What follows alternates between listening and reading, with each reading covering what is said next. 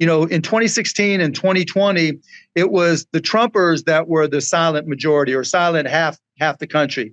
Now I think that's flip-flopped.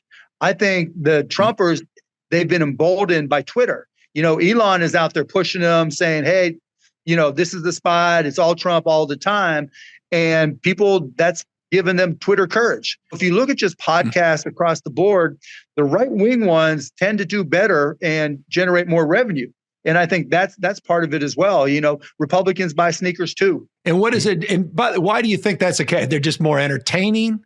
It's the message. What is it? I think Republicans skew a little bit older, and I think there's a lot of reinforcement when, and also the branding of the quote unquote mainstream media. For a long time, it definitely leaned left for sure. Right. And they would tell you that's still the case today. But with digital media, everything has grown so quickly that the stronger players and with the bigger audiences, particularly online, tend to lean right. And there's more money there. And maybe Elon, whoever influencing the LA Times and whoever influencing Bezos, but maybe it's just the dollars. Maybe it's just the free market saying more of our customers spend money that lean right, and our content plays better when it leans right. I'm guessing, of course, but you got to look at all those possible options. And when it comes to the podcast, it's interesting just in terms of where the audience skews, but it also begs the question, there's sort of this bro culture we keep talking about right now. I know, and that's been a big conversation around to this gender gap in this election, which goes in both directions significantly. Yep. We tend to only talk about the gender gap as it favors Trump, not necessarily the one that Kamala has pulled away with. But what do you even subscribe to this quote unquote bro culture? Does it even mean anything to you? Marshawn's a little bit too old for this now, but give me some game, Dan. Give me some game. Yeah, some dudes coming up now.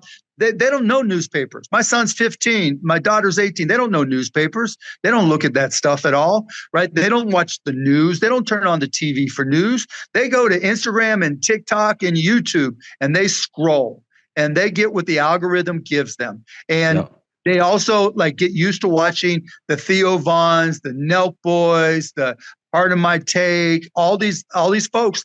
And again, it's self-reinforcing. You're going to say the shit that gets more people to watch and listen. It's like Joe Rogan. Joe Rogan didn't used to be right, lean right. It paid off for him, and he went with it. You can't be mad at him.